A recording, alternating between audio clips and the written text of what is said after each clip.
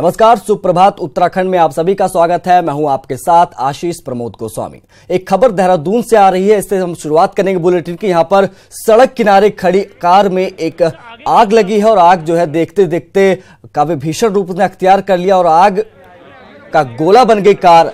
आग में कार पूरी तरह से जलकर राख हो गई। घटना देहरादून के शहर कोतवाली क्षेत्र की है, जहां कालिका मार्ग के पास खड़ी कार कूड़े के ढेर में लगी आग की चपेट में आ गई, जिससे देखते देखते कार धू धू कर जलने लगी। हालांकि सूचना पाकर मौके पर पहुंची दमकल विभाग की गाड़ियों ने कड़ी मशक्कत के बाद आग पर काबू पा लिया।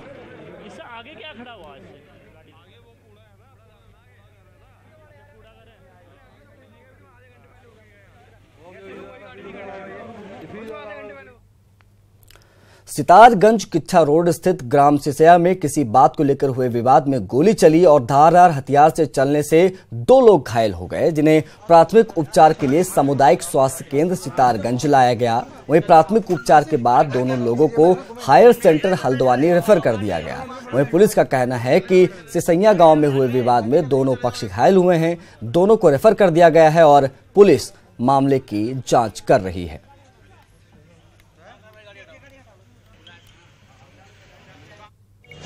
दोनों को इलाज हेतु सरकारी अस्पताल लाया गया है, बाकी जांच की जा रही है। तो प्रकाश में नहीं आया, इसमें तहरीर आने पर मुकदमा पंजीकृत कर उसकी फैसला कोई हथियार एक हथियार मिला है, लेकिन उसके संबंध में जांच की जा रही है कि कैसे, क्योंकि वो खुले मैदान में पाया गया। और लोकसभा चुनाव से ठीक पहले मुख्यमंत्री त्रिवेंद्र सिंह रावत ने बीजेपी कार्यकर्ताओं को फिर से दायित्व बांटे हैं। इस बार कैबिनेट मंत्री और राज्य मंत्री पद का स्तर भी दिया गया है। तो किसे कौन सा पद दिया गया है, ये आपको हम बता दें। कैबिनेट मंत्री स्तर पर बलराज पासी, उपाध्यक्ष प्रथम राज्य स्तरीय जलगांव परिषद ज्योति प्रसाद, कैरोल उपाध्यक्ष द्वितीय राज्य स्तरीय जलगांव परिषद राज्य मंत्री स्तर पर जितेंद्र रावत मौनी, उपाध्यक्ष राज्य युवा कल्याण परिषद डॉक्टर कल्पना सैनी, उपाध्यक्ष अन्य पिछड़ा आयोग लेफ्टिनेंट कर्नल KB भाटिया, अध्यक्ष गोरखा कल्याण परिषद कर्नल CM नौटियाल, उपाध्यक्ष राज्य सैनिक कल्याण परिषद 5 आचार्य शिव प्रसाद ममगई, उपाध्यक्ष 4 धाम विकास परिषद अवल सिंह बिष्ट, उपाध्यक्ष भागीरथी घाटी विकास परिषद रामकृष्ण रावत, उपाध्यक्ष उत्तराखंड अनुसूचित जनजाति कल्याण परिषद मूरत राम शर्मा, उपाध्यक्ष उत्तराखंड अनुसूचित जनजाति कल्याण परिषद 9, SP चमोली, उपाध्यक्ष अर्ध सैनिक कल्याण परिषद भगत राम कोठरी, अध्यक्ष गन्ना एवं चीनी विकास उद्योग बोर्ड रविंद्र कटारिया, उपाध्यक्ष द्वितीय पशु कल्याण बोर्ड अभिचंद वाल्मीकि, अध्यक्ष सफाई कर्मचारी आयोग अजय राजौर, उपाध्यक्ष सफाई कर्मचारी आयोग मजहर नईम नवाब, उपाध्यक्ष अल्पसंख्यक आयोग कृष्ण कुमार सिंघल, उपाध्यक्ष GMVN रेणु अधिकारी, उपाध्यक्ष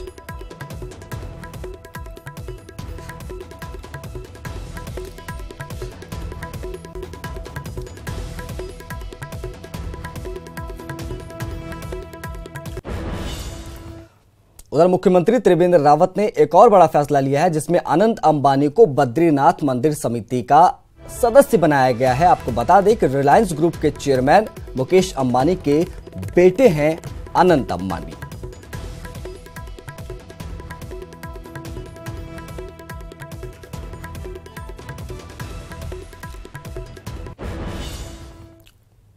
तमाम नई योजनाओं को लॉन्च करने के क्रम में मुख्यमंत्री त्रिवेंद्र सिंह रावत ने गुरुवार को 20,000 आंगनबाड़ी सेंटर्स में 2.5 लाख बच्चों को फ्री दूध देने की योजना को लॉन्च किया। इस स्कीम में हफ्ते में 2 दिन में बच्चों को 100 लीटर दूध मिलेगा।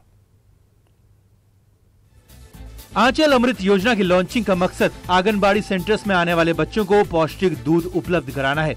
मुख्यमंत्री त्रिवेंद्र रावत ने देहरादून में स्कीम लॉन्च करते हुए कहा कि योजना का सीधा फायदा करीब 2.5 लाख बच्चों को मिलेगा। सीएम ने प्रदेश में दूध का प्रोडक्शन बढ़ाने पर भी जोर दिया।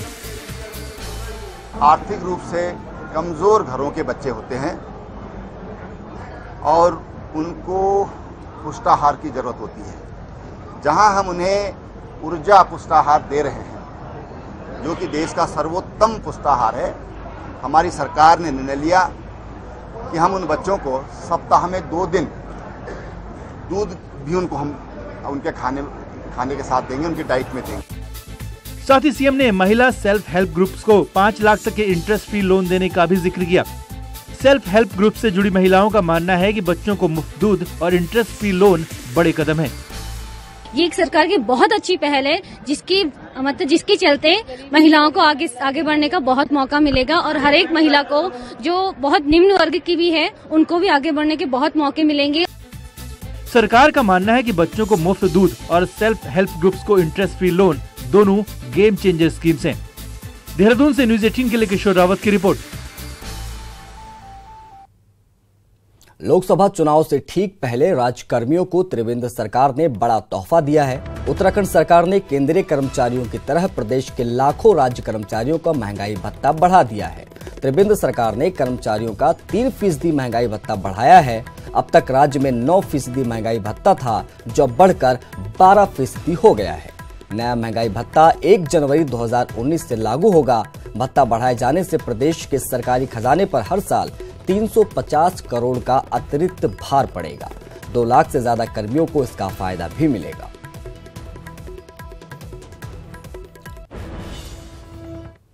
एक बड़ी खबर की बात कर लेते हैं, जो कि हरिद्वार से आ रही है। यहां छात्रवृत्ति घोटाले में फिर बड़ी कार्रवाई हुई है। पूर्व विधायक सुरेश जैन के बेटे को गिरफ्तार किया गया है। फोनिक्स ग्रुप ऑफ इंस्टीट्यूट के चेयरमैन चेरब जैन को एसआईटी ने गिरफ्तार किया है। पुलिस ने पूछताछ के लिए सिडकुल थाने उनको तलब किया था और पूछताछ के बाद उन्हें गिरफ्तार कर लिया गया। चेरब जैन सुरेश जैन के दत्तक पुत्र हैं।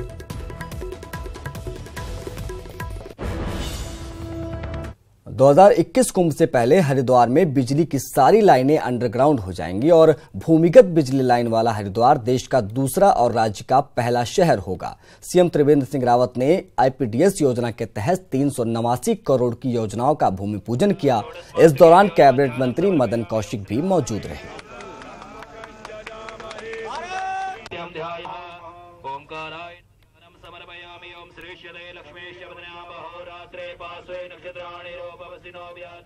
सारी दुनिया जानती है ये दूसरा शहर है जहां पर अंडरग्राउंड केबलिंग होगी और 388 करोड़ रुपया इस पर खर्चा होगा।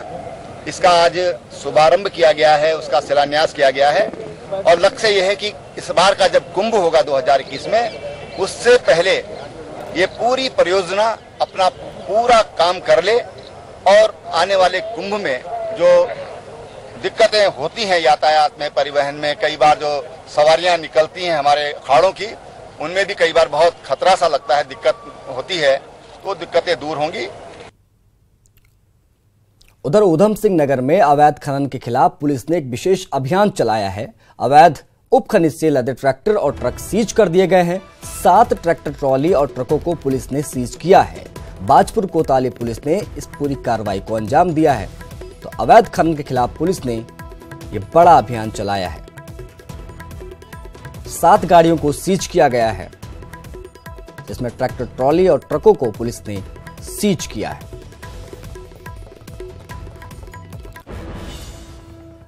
जम्मू में बस स्टैंड पर ग्रेनेड हमले में हुई एक युवक की मौत। युवक का नाम शारिक है और वो उत्तराखंड के रुड़की का रहने वाला था। शारिक बुधवार को ही घर से गया था और जम्मू में सिलाई का काम करता था। खबर मिलने के बाद से घर में परिजनों का रो रो कर बुरा हाल है। घर में शारिक की 5 बहनें और एक भाई हैं। शारिक का शव आज रुड़की लाया जाएगा।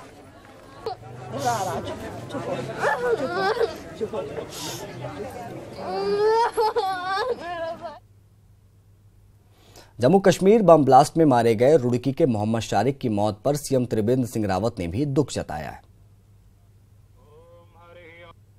परिवार के प्रति दुख है मुझे और उस बच्चे के प्रति मेरी श्रद्धांजलि है। और जो भी इस तरह की हरकतें कर रहे हैं, मासूमों को शिकार बना रहे हैं, मैं समझता हूं कि उनका अब समय आ रहा है। उनका उत्तराखंड पेयजल संसाधन विकास एवं निर्माण निगम करोड़ों खर्च करने के बाद भी मसूरी की सीवर लाइन योजना को पूरा नहीं कर पाया है। 8 साल से योजना का कार्य अधर में लटका है। आपको बता दें कि मसूरी में 62 करोड़ की लागत से 2011 में पेयजल निगम ने शहर में नई सीवर लाइन योजना का कार्य शुरू किया था। 63 किलोमीटर क्षेत्र में सीवर लाइन बिछाई जानी थी, लेकिन 62 करोड़ खर्च होने के बाद भी योजना का काम अभी तक पूरा नहीं हो सका है। ब्रिटिश काल के समय की 150 साल बाद जो है इन लाइनों की किसी ने सुध ली है। इस प्रकार सीवरेज का कोई एक अच्छा सिस्टम यहाँ पर बनने वाला है। लेकिन सीधा मैं ये कहूँगा कि विभागीय अधिकारी और जनप्रतिनिधियों के नकारापन के कारण ये योजना आज तक धरातल पर नहीं आई है। उधर सीमांत क्षेत्र खटीमा में सहकारी गन्ना विकास समिति के 2 दर्जन से ज्यादा कर्मचारियों को 10 महीने से वेतन नहीं मिला है, जिसके विरोध में कर्मचारियों ने कई बार आंदोलन भी किए, लेकिन आश्वासन की जगह कभी कुछ नहीं मिला। वहीं खराब आर्थिक स्थिति से जूझ रहे कर्मचारियों का कहना है कि उनको 2 वक्त की रोटी का इंतजाम करना भी मुश्किल हो रहा है।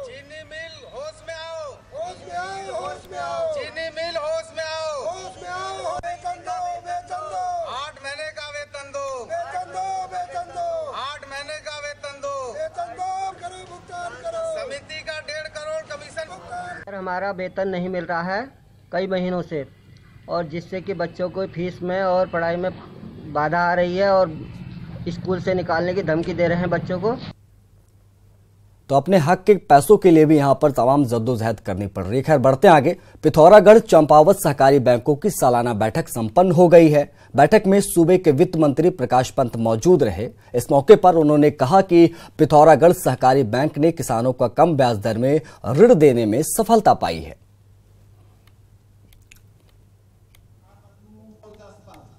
पिथौरागढ़ का जो जिला सहकारी बैंक है 1960 में इसकी स्थापना हुई थी और बड़ी उम्मीदों के साथ इसको बनाया गया है और लगातार प्रगति की ओर ये अग्रसर है। इसका अपना CD रेशियो भी 45% से ऊपर है। पंतनगर के गोविंद वल्लभ पंत कृषि विश्वविद्यालय में आज से 4 दिवसीय अखिल भारतीय किसान मेला शुरू हो गया है। इस किसान मेले में नेपाल के साथ ही यूपी, पंजाब, हरियाणा, महाराष्ट्र, छत्तीसगढ़ और हिमाचल प्रदेश सहित देश के कई राज्यों के किसान हिस्सा ले रहे हैं।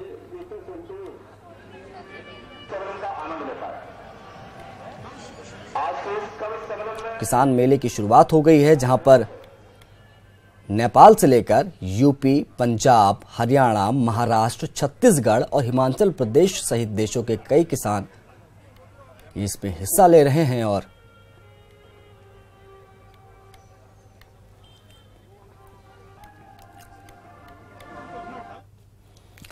अब काश्तकारों और उत्तराखंड के लोगों के लिए एक खास खबर। क्या आप जानते हैं कि जब कोई कंपनी आपसे या आपके जंगलों से जड़ी बूटी खरीदती है तो क्या खरीदने के बाद भी इस जड़ी बूटी से जो प्रोडक्ट बनाया जाता है उसकी कमाई का एक हिस्सा हर साल कानूनी तौर पर देना होता है, मगर इसमें बड़ा गड़बड़ झाला हो रहा है। ये रिपोर्ट देखिए। जैव विविधता से भरपूर उत्तराखंड में कई कंपनियां जड़ी बूटी से लेकर तमाम तरह के जैव संसाधनों का जमकर दोहन कर मोटा मुनाफा बना रही हैं। लेकिन इन कंपनियों ने कभी भी इन इलाकों के संसाधनों के विकास में अपना कोई योगदान नहीं दिया।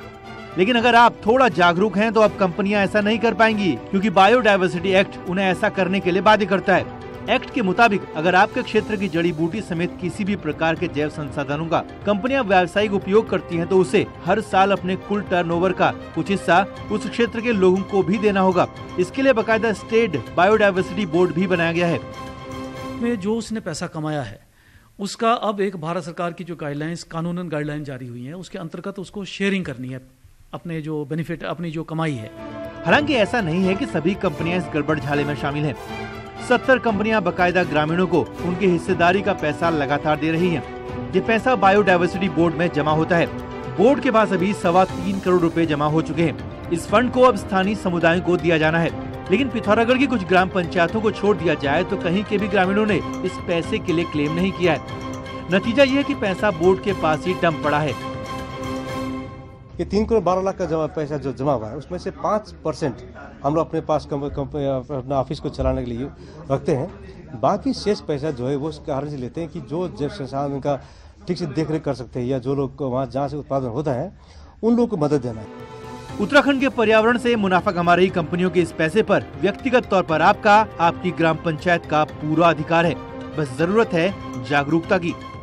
देहरादून से न्यूज़ 18 के लिए सुनील नवप्रभात की रिपोर्ट। जैसा कि आप जानते हैं कि डीटीएच या केबल नेटवर्क पर अपने पसंदीदा चैनल चुनने की आखिरी तारीख करीब आ रही है, जो कि 31 मार्च है। इसलिए हम आपको फिर याद दिला दें कि आप अपने सबसे प्रिय चैनल न्यूज 18 को सिर्फ 10 पैसे में पूरे महीने देख सकते हैं। आज ही अपने डीटीएच या केबल ऑपरेटर से संपर्क करें या फिर ऑनलाइन सब्सक्राइब करें। इस बुलेटिन में फिलहाल इतना ही। नमस्कार।